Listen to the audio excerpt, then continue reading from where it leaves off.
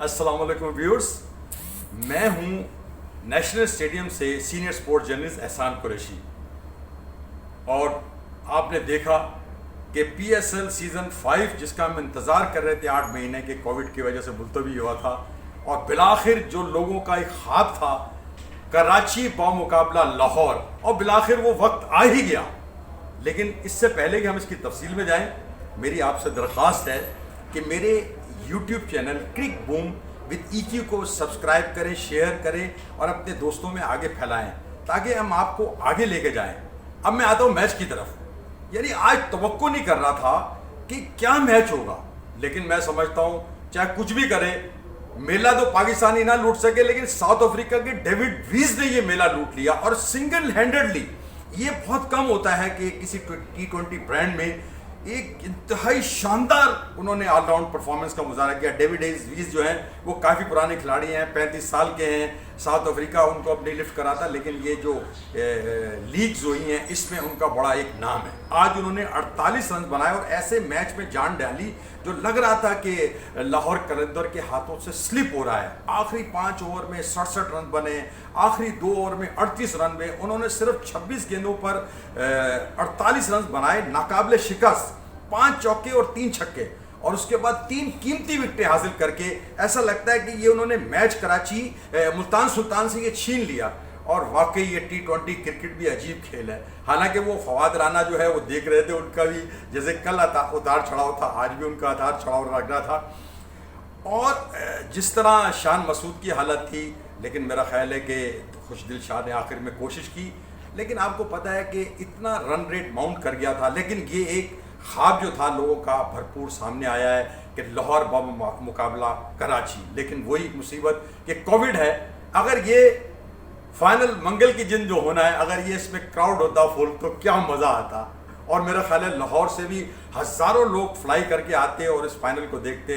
लेकिन बदकिस्मती से वो आप अपने टेलीविज़न चैनल पर देखेंगे मंगल को रात को 8 बजे ये clash of the Titan Lahore का मुकाबला आपके सामने आएगा। आपको पता ही है कि 2 मरतबा की डिफेंडिंग चैंपियन इस्लामाबाद यूनाइटेड, पिछले साल की चैंपियन कोयटा ग्लेडिएटर, और इस साल की जो 1 मरतबा की चैंपियन पेशावर ज़ल्मी जो है उड़ गए हवा में। लेकिन अब नए चैंपियन जो है वो सामने आएगा, चाहे कराची जीते या लाहौर जीते, हमें तुमसे प्यार है। और आज हमारे साथ जो हमारे गेस्ट होंगे वो भी एक बड़े स्पेशल गेस्ट हैं। आप उनका नाम सुनते होंगे, टेलीविज़न पे देखते हो, आजकल तो वो बहुत पॉपुलर हैं भाई। बड़े बड़े लोगों के साथ उनका उठना बैठना है। कमेंटेटर, जर्नलिस्ट और हमारे दोस्त तारिक सईद। तारिक सईद, वेलकम। अस्सलाम वालेकुम। वालेकुम अस्सलाम। तारिक, आज आपकी भी खुशकिस्मती है, आपने तो खैर बहुत बड़े बड़े मैच देखे हैं। आप अब कमेंटेटर पैनल में हैं पाकिस्तान क्रिकेट बोर्ड के।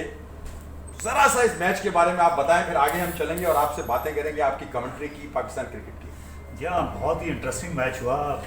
और टॉस जीत के पहले बैटिंग कराई यहाँ पे जो शान मसूद थे, और एक मौके पर लगता था कि लाहौर कलंदर्स की टीम जो है वो 200 रन बना लेगी, शायद इससे भी ज़्यादा रन बना ले। जिस तरह का आगाज़ था, पहले 6 ओवर्स में 54 रन बन गए थे, लेकिन फिर विकटें गिरी और फिर तो 150 रन तक भी पहुँचना मुश्किल हो गया था।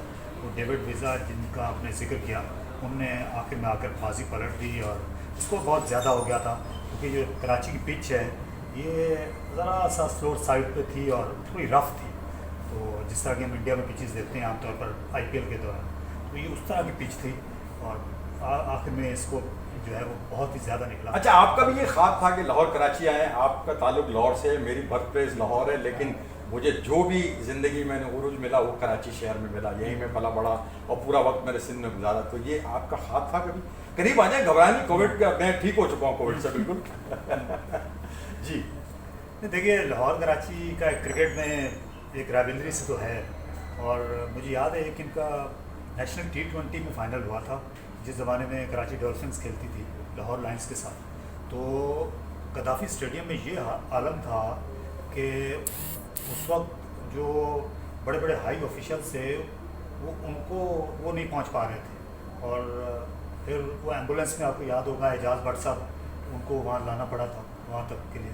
तो मेरा ख्याल है कि इतना क्राउड यहाँ क्रिकेट, लाहौर में वर्ल्ड कप का फाइनल भी हुआ है, हॉकी वर्ल्ड कप का फाइनल भी हुआ था, कबड्डी का भी फाइनल हुआ वर्ल्ड कप का, लेकिन कभी इतना क्राउड किसी स्पोर्ट्स के इवेंट पर मैंने नहीं देखा जितना वो लाहौर कराची के उस फाइनल। अच्छा जरा करीब आए ना, आपका ताकि PSL का लोगो भी है भाई, देखिए बड़ा खूबसूरत कोट है अपना तारिक सईद। तारिक ये बताएं जी। कि ये जो क्राउड का ना होना, ये बड़ी बदकिस्मती होगी।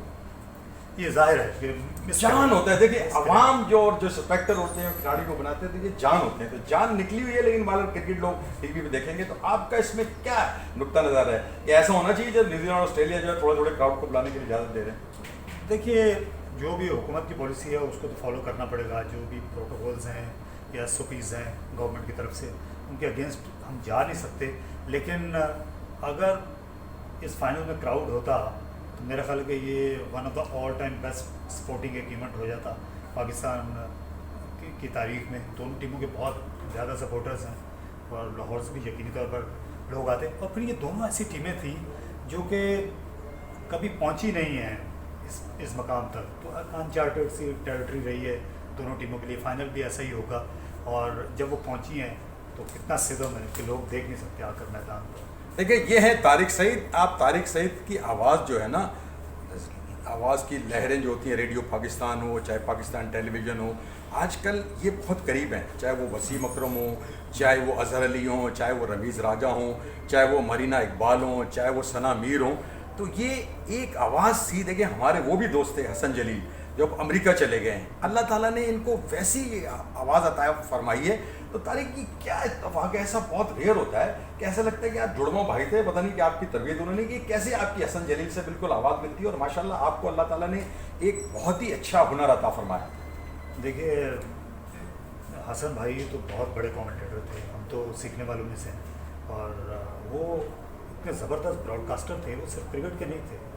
वो जो दूसरे इवेंट्स होते थे, लाहौर में बड़े बड़े मेले लगते थे, आपको याद है उस ज़माने में जो हॉर्स एंड कैटल शो होता था, वहाँ पर कमेंट्री करते थे।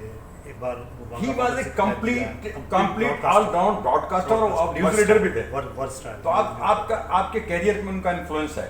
नहीं, मैंने उनसे बहुत सीखा है, उनसे मैंने बहुत सीखा है। आपने उनके साथ कमेंट्री की है कभी? मैंने कमेंट्री की, इंडिया पाकिस्तान की सीरीज थी। तो लोग कंफ्यूज नहीं हो जाते तो यार ये दोनों एक ही कमेंटर बार बार करे जाला यार? नहीं हसन भाई, तो जाहिर है कि ये तो आपकी मॉडेस्टी यार, आप सादा तबीयत के तो रहे, सादगी तो आपकी जिंदगी में रही है। बहुत ही लाजवाब ब्रॉडकास्टर थे और रेडियो पाकिस्तान पर बड़े लाजवाब लोग थे। आपने खुद काम किया है यहाँ कराची में, नकी साहब थे, हमने उनसे, हमारे अजीम सरवर उनसे बहुत सीखा नकी साहब से मैंने। और फिर खालिद वकार साहब थे हमारे लाहौर के जी, तो उन्होंने मुझे बहुत सिखाया। तो आप यूँ समझ सकते हैं कि रेडियो में उन्होंने उंगली पकड़ के चलाना सिखाया कि ब्रॉडकास्टिंग की फील्ड है क्या, और इसके जितने भी वो जो रमूज होते हैं, ये सारे हमने उन्हीं से सीखे।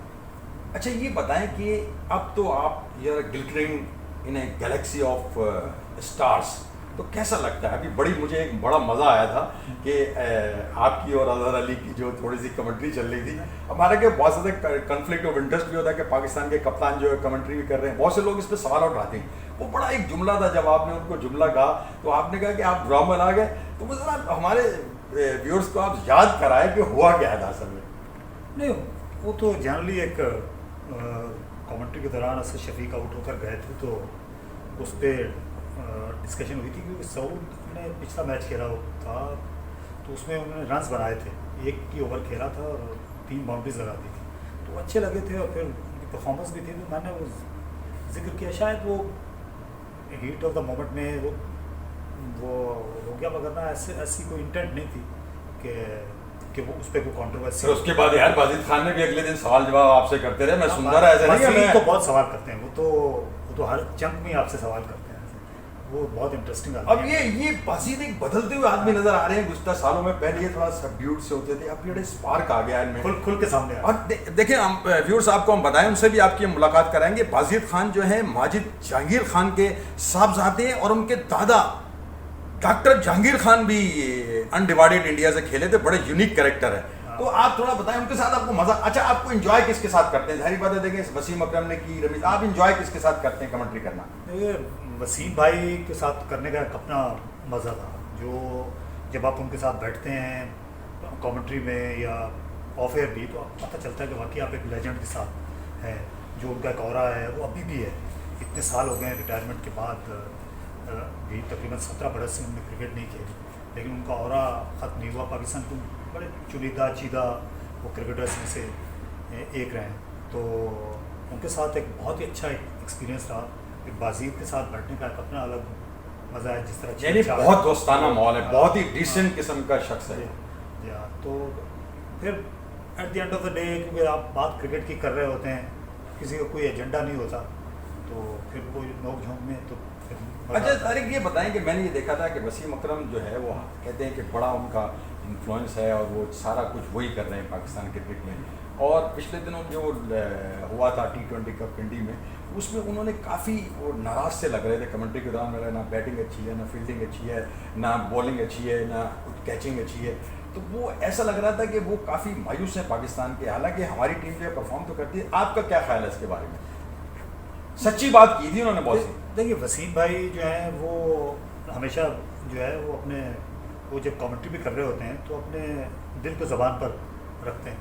तो वो जो उनको बुरा लग रहा था वो ज़ाहिर है उसको कहे बगैर नहीं रह रहे थे, और ज़ाहिर ये फ़ायदे के लिए कह रहे थे। अगर खिलाड़ी किसी की टेक्निक पे बात कर रहे थे या किसी बॉलर को कह रहे थे, बात इतना लेजेंडरी क्रिकेटर है तो वो उसका तबसरा है कि उसकी अहमियत होती है। अच्छा, अब आखिरी सवाल हम आपसे करते हैं कि हमने अब न्यूजीलैंड जाना है, टीम अनाउंस हो चुकी है, काफ़ी लेदे हो रही है मिसबाह की सिलेक्शन पे, जनाब तनकीद हो रही है कि असद शफीक को क्यों ड्रॉप किया, बहुत तजर्बाकार बैट्समैन है, उसके बाद मोहम्मद आमिर को क्यों ड्रॉप किया, उसके बाद शोएब मलिक का। तो आप क्या देखते हैं ये सिलेक्शन?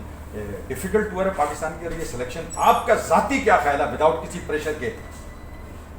जी हाँ, मेरा ख्याल है कि 2-3 ऐसे प्लेयर्स थे जो शायद जा सकते थे, लेकिन फिर उन्होंने बताया कि 12 अक्टूबर की डेडलाइन थी, तो इसलिए वो उसको मीट करना ज़रूरी था। सऊद शकील ने जिस तरह की बैटिंग की है इस कायदे आज़म ट्रॉफी में, मेरा ख्याल है वक्त ज़्यादा दूर नहीं है कि वो बिल्कुल वो दरवाजे पर दस्तक दे रहे हैं इंटरनेशनल क्रिकेट के। तो वनडे और टेस्ट मैचेस के लिए अब पाकिस्तान को उनकी तरफ देखना है, फ्यूचर है उनका।